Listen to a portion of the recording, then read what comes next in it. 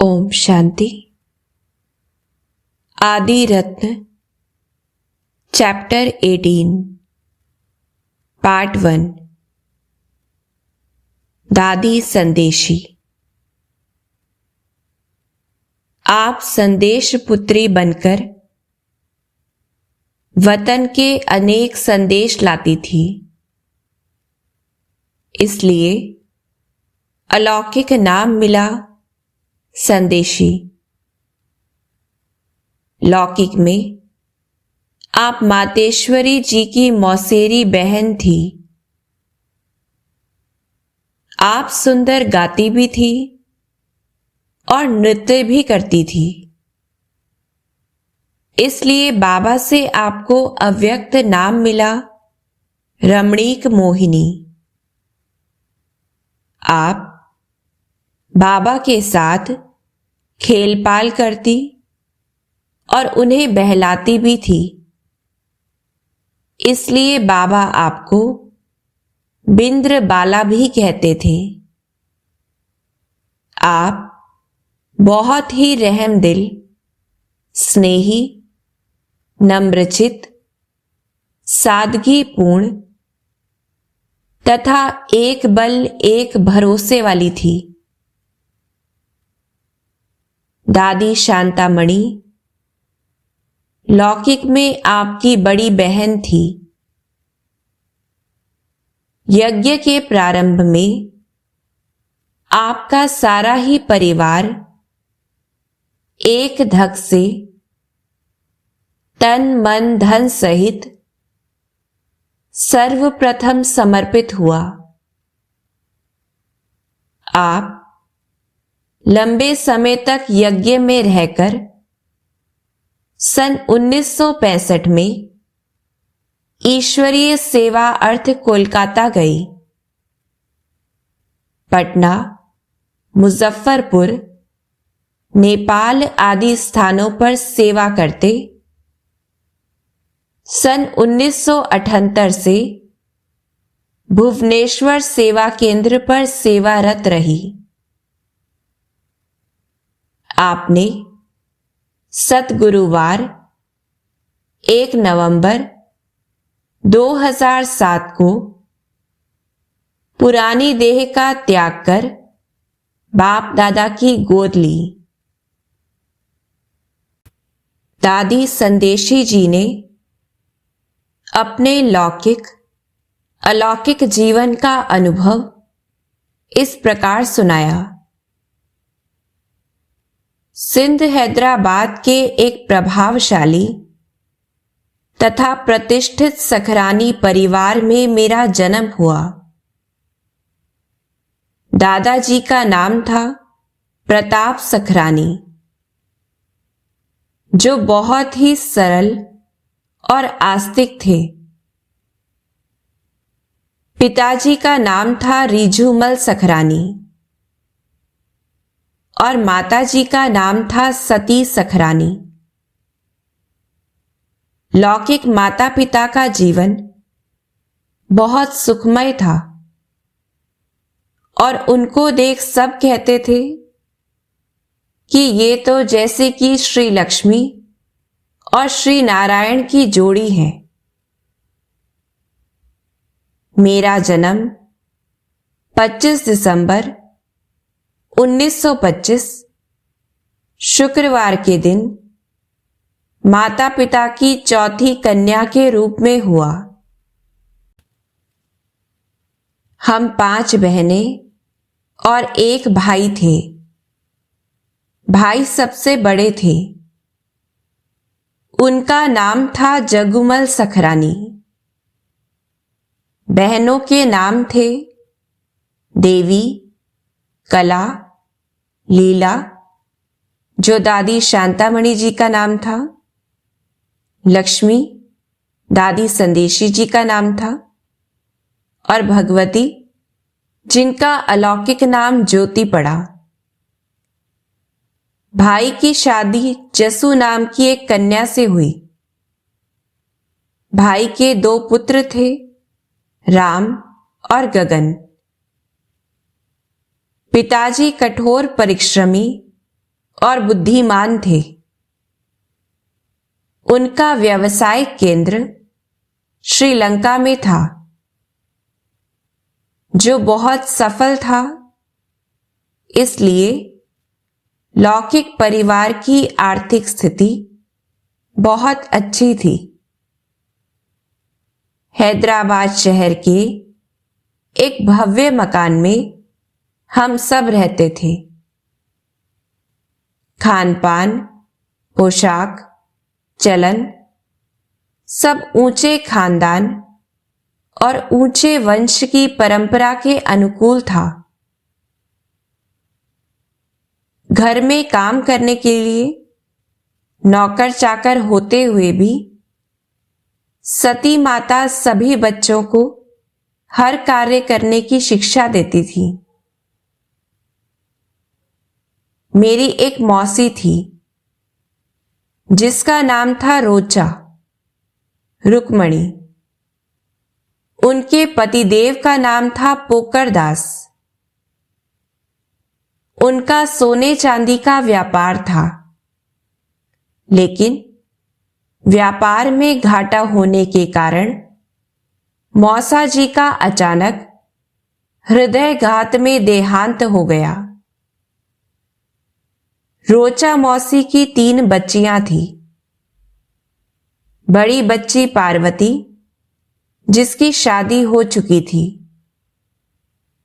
फिर थी राधे और फिर थी गोपी।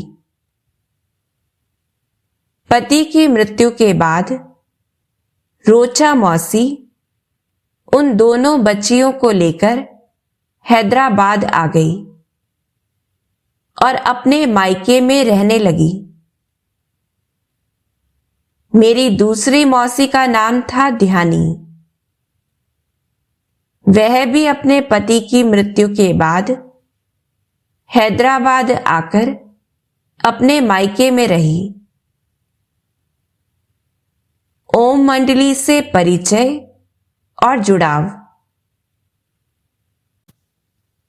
मेरी माताजी अपनी इन दोनों बहनों से मिलने और दुख के समय सांत्वना देने और प्रार्थना करने मायके उन्हों के घर में जाया करती थी। और जब साहिब और सुखमणी आदि धर्म की किताबें पढ़कर सुनाया करती थी। माताजी का रोज आने जाने का रास्ता दादा लेखराज के घर के सामने से पड़ता था। दादा लेखराज की लौकिक पत्नी जसोदा माता घर की खिड़की से माताजी को रोज आते जाते देखती थी। एक दिन जसोदा माता ने उनसे रोज आने जाने का कारण पूछा। माताजी ने कहा, हमारी दोनों बहनों के पति गुजर गए हैं। वे बहुत दुखी हैं। हम सब मिलकर शांति के लिए सत्संग करते हैं।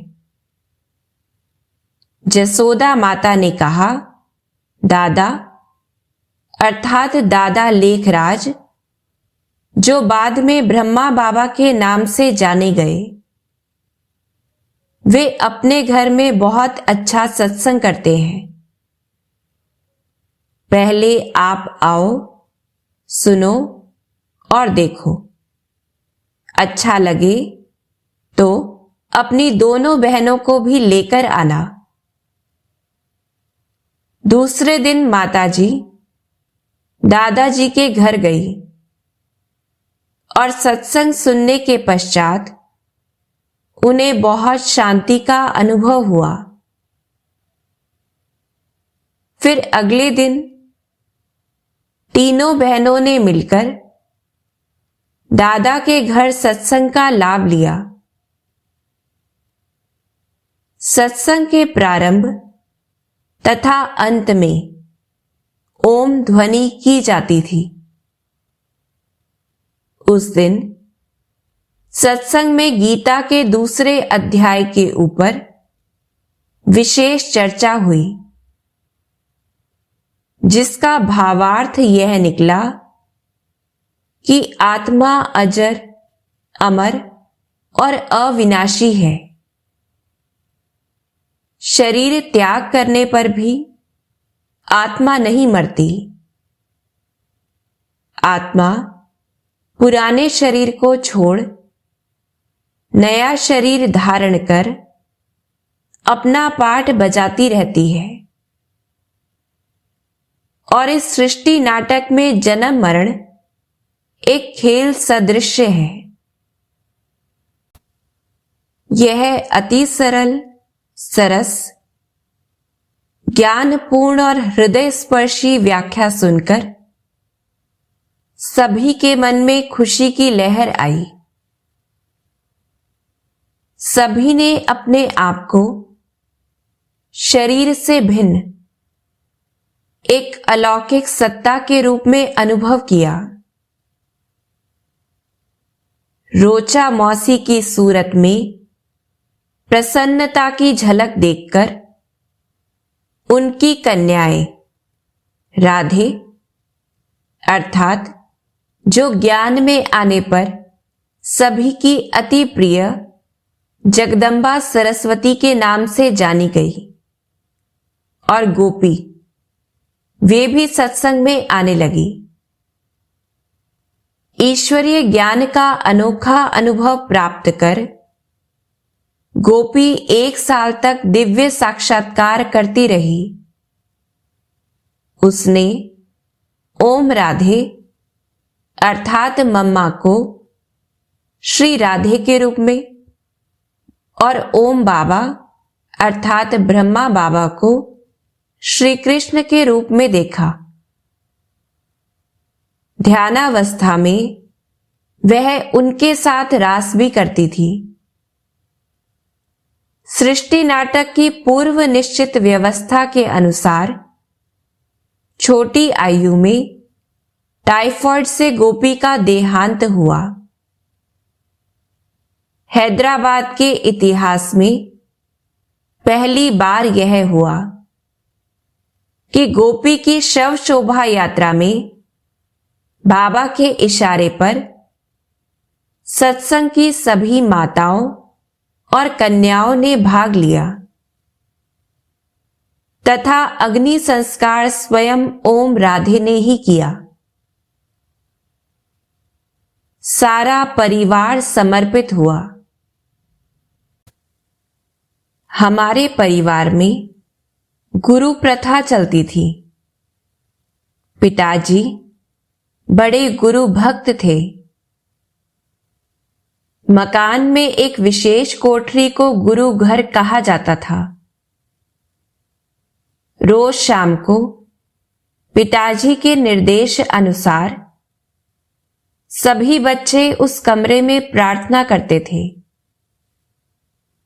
और प्रार्थना के पश्चात मां प्रतिदिन गुरुमुखी ग्रंथ, जप साहिब, सुखमणि आदि धर्म पुस्तकें पढ़कर समझाती थी। आयु में छोटी होते हुए भी हम इस घरेलू सत्संग से बहुत प्रेम रखती थी और आनंद तथा शांति का अनोखा अनुभव करती थी। ब्रह्मा बाबा के साथ मेरे पिताजी का बहुत अच्छा संबंध था। हैदराबाद में सत्संग की शुरुआत के बाद कुछ समय के लिए ब्रह्मा बाबा अपने लौकिक परिवार के साथ एकांतवास के लिए कश्मीर चले गए। वहां से ब्रह्मा बाबा ज्ञान युक्त पत्र ओम मंडली में भेजते रहे। सत्संग में आने वाली माताएं और कन्याएं उन्हें पढ़कर बहुत अलौकिक सुख प्राप्त करती थी। अपने परिवार के सदस्यों को ब्रह्मा बाबा कश्मीर में भी ज्ञान की शिक्षा देते थे। उन्हीं दिनों हमारे पिताजी ने भी पहलगाम जाने की तैयारी की और ब्रह्मा बाबा के कश्मीर निवास का पता भी अपने साथ ले लिया। कश्मीर पहुंचने के बाद ब्रह्मा बाबा से मिलने की प्रेरणा आई और चल भी पड़े। ब्रह्मा बाबा के निवास स्थान की ओर जाते समय उन्हें रास्ते में निर्मल शांता दादी मिली और उनसे पूछा, बेटी, पहलगाम का रास्ता किधर जाता है? फट से दादी निर्मल शांता ने कहा, पहलगाम का रास्ता तो मालूम नहीं, पर परम धाम का रास्ता बता सकती हूं। उस समय निर्मल शांता दादी जी की उम्र छोटी ही थी। वे छोटी बच्ची के मुख से ऐसी नई बातें सुनकर आश्चर्यचकित हो गए और हंसते हुए बोले, अच्छा बेटी, ठीक है, अब हमें उस परम धाम का रास्ता ही बता दीजिए। उसके बाद दादी जी ने पिताजी को ब्रह्मा बाबा से मिलवाया। ब्रह्मा बाबा हंसते हुए बोले, बेटा, मैं 3 दिनों से तुम्हारा इंतजार कर रहा हूं।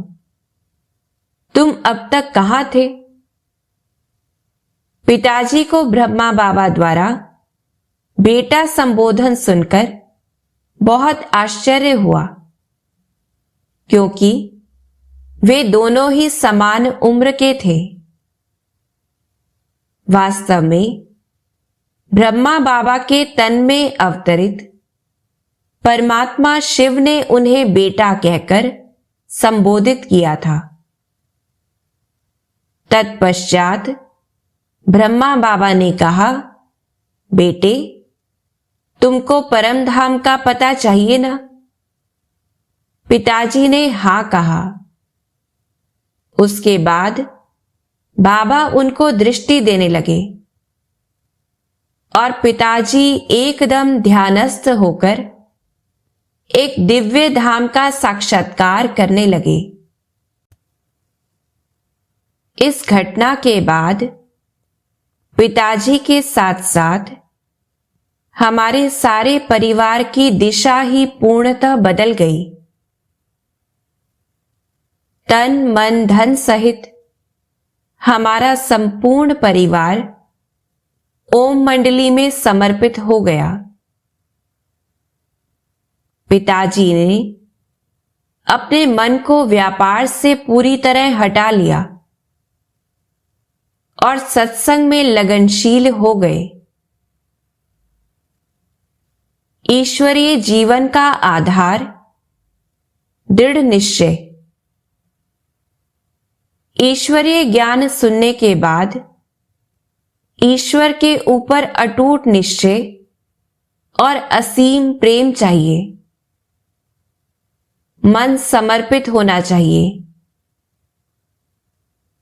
आज की तरह पहले कोई साप्ताहिक पाठ्यक्रम, ईश्वरीय किताबें, पत्राचार पाठ्यक्रम या अन्य कोई साधन नहीं थे। कराची में ब्रह्मा बाबा कहते थे, बच्चों, अब तुम ईश्वरीय ज्ञान का दूध पीते हो। भविष्य में जो बच्चे आएंगे वे मक्खन खाएंगे। हकीकत में ऐसा ही हुआ। ध्यान का वरदान। बाबा और ईश्वरीय ज्ञान में निश्चय का दूसरा आधार था ध्यान। ध्यान मेरे जीवन में श्रेष्ठ वरदान था। मैंने अनेक बार आत्मा और परमात्मा के दिव्य स्वरूप का साक्षात्कार किया। ध्यानावस्था अर्थात ट्रांस में सत्युगी दैवी दुनिया के भिन्न भिन्न दृश्य देवी देवताओं की पोशाक, सजावट, हीरों के महल, मनमोहक राज दरबार, सुंदर सुंदर बाग बगीचे आदि का साक्षात्कार किया। यह साक्षात्कार का पाठ कई घंटों तक तथा कई दिनों तक भी चलता था। उन सब दृश्यों का वर्णन किया जाए तो कई किताबें बन जाएं। बाद में क्लास में ये सारे अनुभव सुनाए जाते थे, जिसके ऊपर सब विचार सागर मंथन करते थे और बाबा के प्रति निश्चय दृढ़ करते थे। एक बार बाबा ने क्लास में कहा, बच्चों, दूसरी दिवाली नहीं आएगी। जो पुरुषार्थ करना है सो अब कर लो। बाबा के ये महावाक्य सुनकर मैं दृढ़ निश्चय के साथ पुरानी कलयुगी दुनिया को संपूर्ण भूल गई और सोचने लगी कि बाबा के सिवाय इस दुनिया में कुछ भी काम का नहीं है। इस घटना से मेरा निश्चय दुगना हुआ, क्योंकि ठीक समय पर बाबा ने ठीक महावाक्य उच्चारण कर हमारे पुरुषार्थ की गति को तीव्र कर दिया। बाबा की पालना राजकुमारी जैसी। हैदराबाद के एक स्थानीय विद्यालय में हमारी शिक्षा आरंभ हुई। हम केवल 5वीं कक्षा तक ही पढ़ी। आगे की शिक्षा ईश्वरीय विश्वविद्यालय में, अर्थात बाबा द्वारा खोले गए रूहानी बोर्डिंग में हुई। बोर्डिंग में मेरे जैसी छोटी छोटी करीब 60 कन्याएं थीं। उनकी देखभाल के लिए 5 बड़ी दादियां नियुक्त थीं।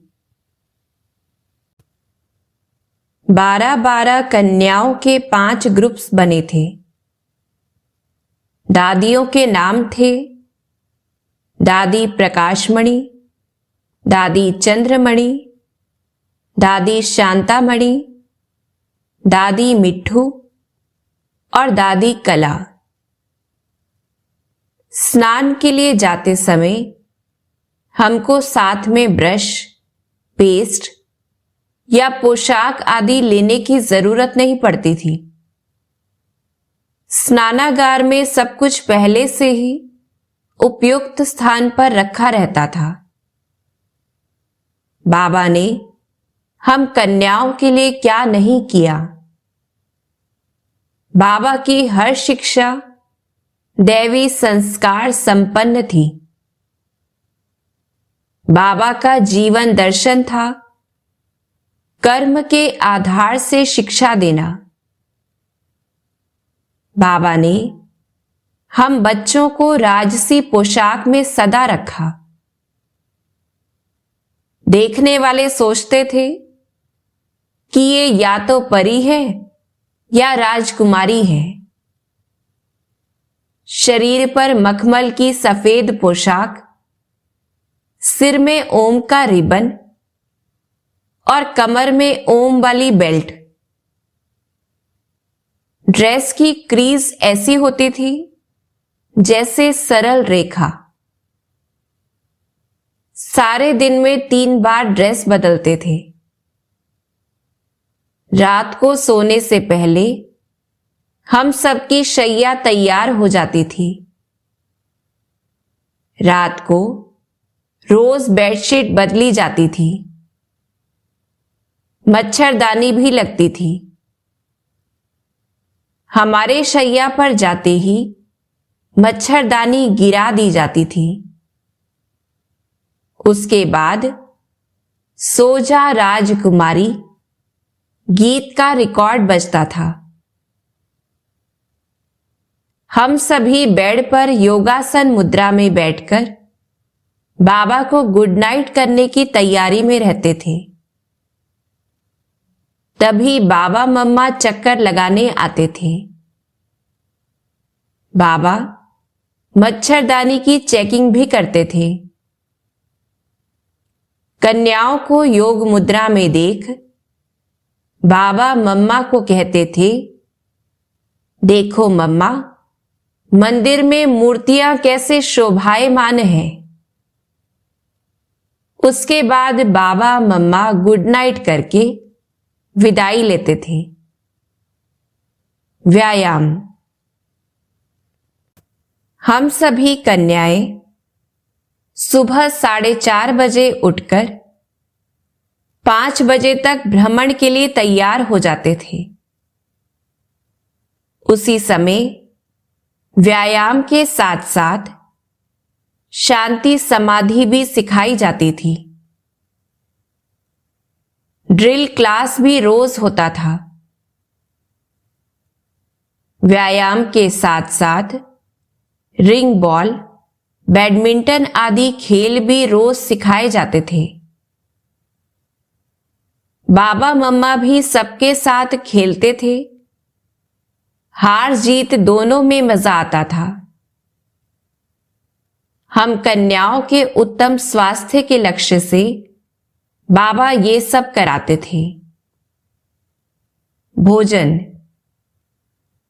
बाबा हम बच्चों को रोज पिस्ता, बादाम, मक्खन, मधु और देशी घी से बनी हुई मीठी रोटी खिलाते थे। शांत और योग युक्त वातावरण में सभी का भोजन संपन्न होता था। पहले बच्चे भोजन करते थे और अंत में बाबा मम्मा करते थे। बाबा के त्याग और निर्माणता की बातें याद आने से आंखों में आनंदाश्रु आ जाते हैं। अलौकिक नामकरण। यज्ञ में समर्पित होने के कुछ दिनों के बाद बाबा ने अलौकिक नामों की एक लिस्ट अव्यक्त वतन से भेजी थी।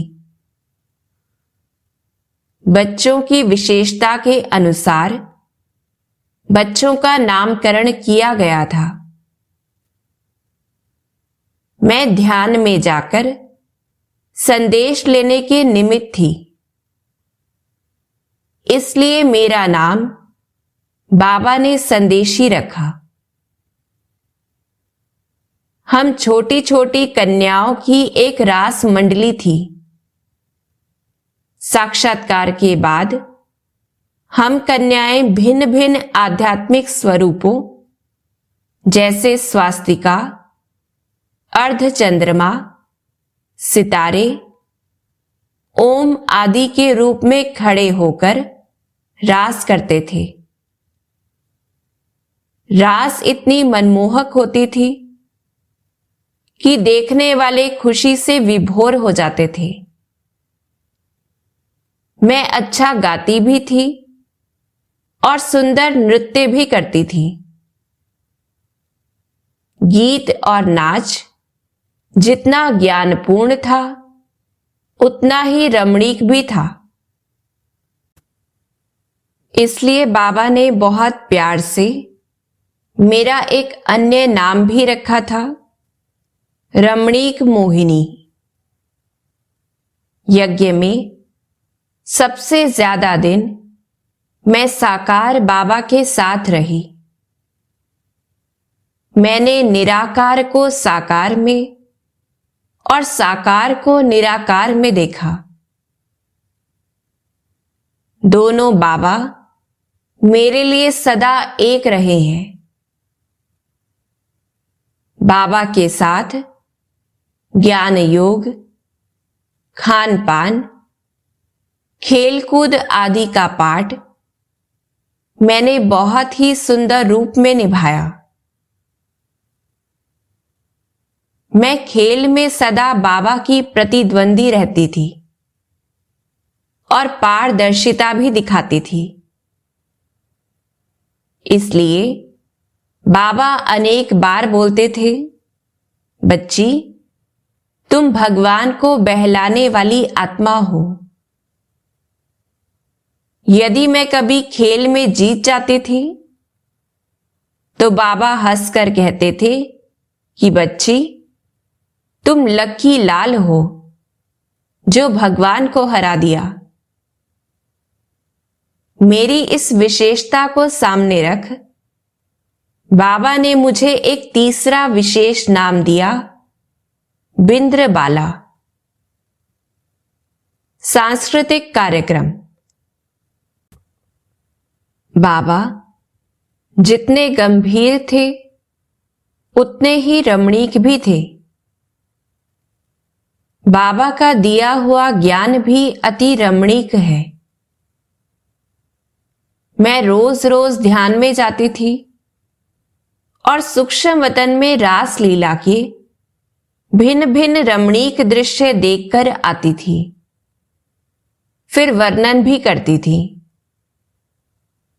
उसके पश्चात बाबा मम्मा अन्य बच्चियों के द्वारा वैसा ही रास रचवाते थे। इस कार्यक्रम में वेशभूषा भी देवताई होती थी और प्रदर्शन भी बहुत चित्त आकर्षक होता था। ओम ध्वनि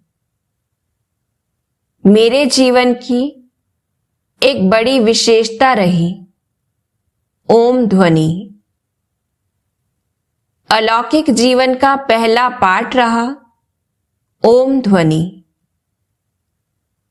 बाबा के इशारे पर मैं पहले ओम ध्वनि करती थी, फिर थोड़े समय के बाद इसके प्रभाव से दूसरे सब ध्यानस्थ हो जाते थे और रास भी करते थे। ध्यान बाबा का वरदान। ज्ञान मार्ग में ध्यान एक विशेष विषय है। परमपिता के अवतरण और सत्युगी दैवी दुनिया की स्थापना की रूपरेखा ध्यान के माध्यम से ही स्पष्ट होती गई। जब मैं ओम मंडली में समर्पित हुई तो अनुभव हुआ कि कोई मुझे ऊपर खींच रहा है। जैसे लोहा चुंबक की तरफ आकर्षित होता है, वैसे ही मैं ऊपर की किसी सत्ता की तरफ आकर्षित होती थी। 4-5 दिन तक ऐसा अनुभव लगातार होता रहा। मैंने थोड़ा विचलित सा होकर मीठी मम्मा को सारी बातें बताई। मम्मा ने भी बाबा को सुनाया। बाबा मम्मा को समझाते हुए बोले कि संदेशी बच्ची के द्वारा शायद शिव बाबा को कोई विशेष सेवा करवानी है। उसके बाद एक दिन शाम को मैं अपना सिर मम्मा की गोदी में रखकर बैठी थी। उसी समय ऊपर खिंचाव अनुभव हुआ। मैंने फट से मम्मा को बताया और मम्मा ने उत्तर दिया, बच्ची डरो मत, बाबा को शायद आपके द्वारा कोई विशेष कार्य कराना है। तत्पश्चात मैं ध्यान में चली गई। अशरीरी अवस्था में सूक्ष्म वतन में पहुंची और जैसे टीवी में भिन्न भिन्न दृश्य देखते हैं, वैसे वहां बैठ रासलीला का एक चमत्कारिक दृश्य देखने लगी। उस समय ऊपर बाबा ने कहा, बच्ची आराम से बैठकर देखो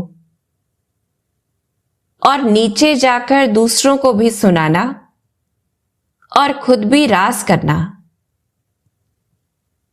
ध्यान से वापस आने के बाद मैंने मम्मा को बताया। मम्मा ने बाबा को सुनाया। फिर बाबा ने मेरे सहित 5 कन्याओं को मिलकर के रास करने के लिए कहा और हम सब की रास देख बाबा मम्मा बहुत ही खुश हुए। उसके बाद मेरा ध्यान का पाठ चलता रहा। ध्यान के समय खाना पीना भूल जाते थे।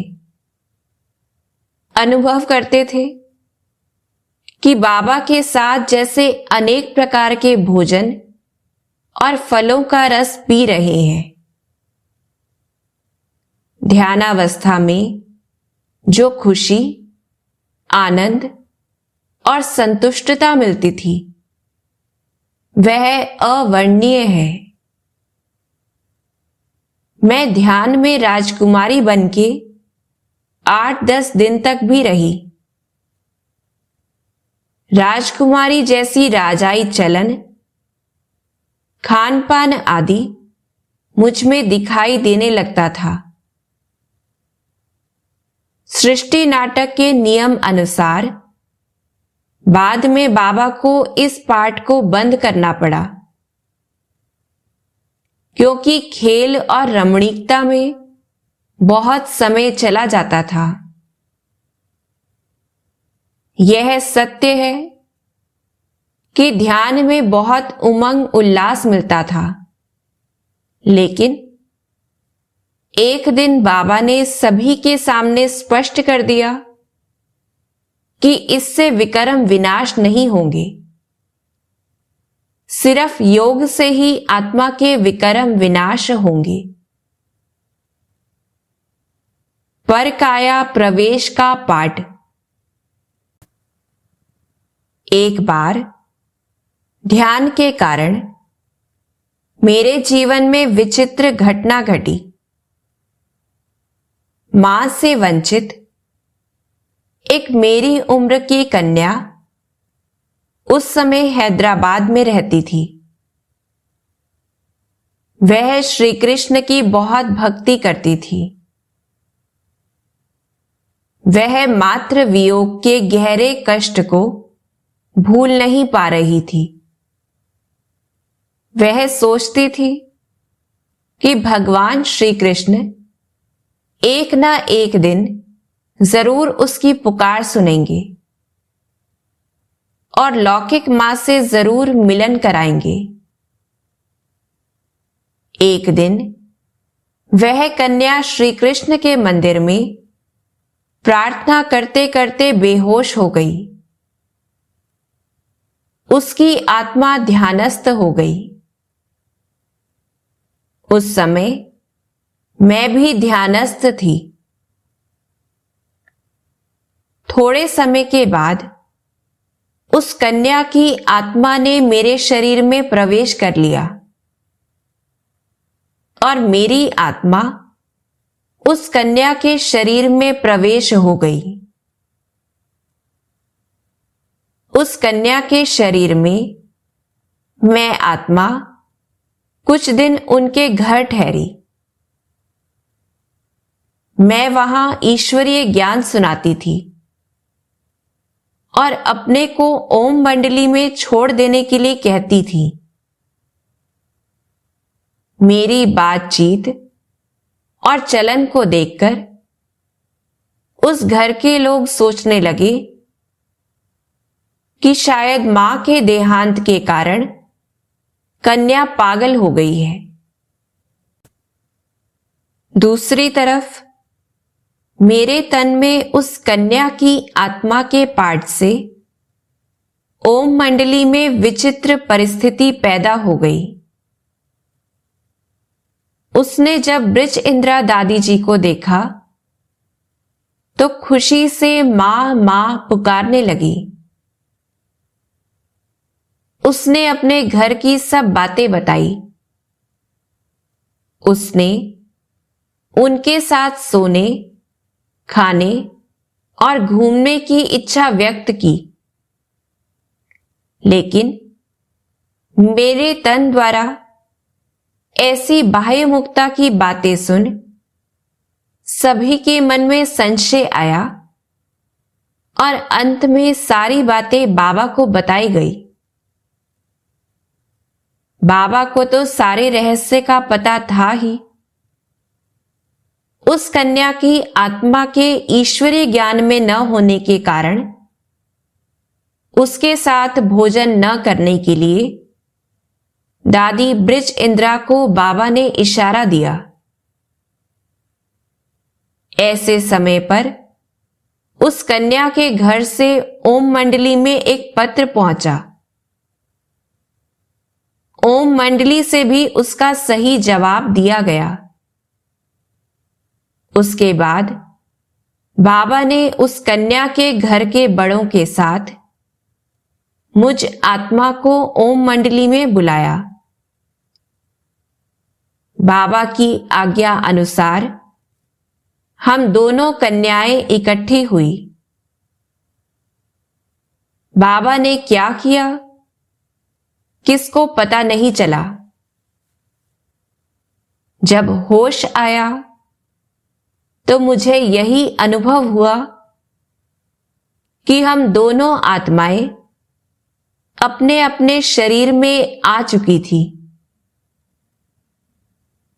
मैं यज्ञ में रही और वह कन्या अपने बड़ों के साथ अपने लौकिक घर चली गई। वास्तव में यह सारा खेल उस कन्या की मात्र स्नेह की प्यास बुझाने के लिए किया गया था। उसकी कृष्ण के प्रति सच्ची भक्ति थी। शिव बाबा ने दादी ब्रिज इंदिरा द्वारा मात्र स्नेह दिलवाकर उसकी आस पूर्ण की थी। राजयोग का विशेष अभ्यास और अनुभूति। यज्ञ आरंभ के समय में योग भट्टी द्वारा यज्ञवत्सों को योग शिक्षा दी जाती थी। कराची में मैं तथा कई अन्य संदेशियां ध्यान में जाकर वतन से भट्टी के कार्यक्रम की रूपरेखा ले आते थे। उस रूपरेखा अनुसार 7 या 10 कन्याओं को लेकर ग्रुप बनता था और इस प्रकार भिन्न भिन्न ग्रुप की तपस्या आरंभ होती थी। तपस्या के समय सभी सफेद पोशाक पहनते थे और भोजन में सफेद पदार्थों को ही स्वीकार करते थे। नियमित रूप से रोज तपस्या करते थे। तपस्या माना विदेही स्थिति में स्थित होना। उस समय की तपस्या का फल आज सेवा में सफलता का आधार है। बढ़ती उम्र में योगाभ्यास और उसकी अनुभूति बड़ी विचित्र बात लगती है, लेकिन उस समय के अभ्यास के कारण योगा अभ्यास का पुरुषार्थ करना नहीं पड़ता। योग की स्थिति बनी रहती है। कभी कभी अनुभव होता है कि सूक्ष्म लोक में शांति से बैठी हूं और कभी अनुभव होता है कि बाबा से शक्ति ले रही हूं।